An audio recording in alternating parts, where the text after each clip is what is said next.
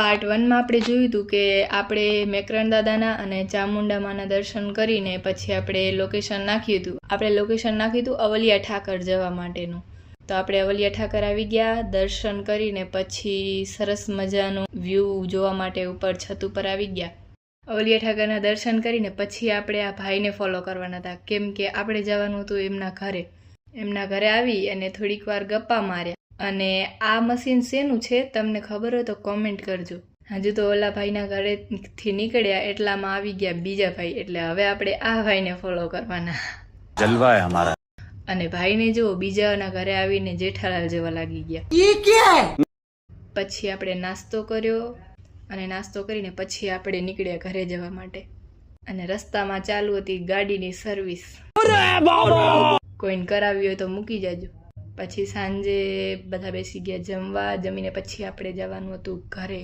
તો બસ આજ માટે આટલું જ. વિડીયો ગમ્યો તો લાઈક, શેર ને સબસ્ક્રાઈબ કરવાનું ભૂલતા નહીં.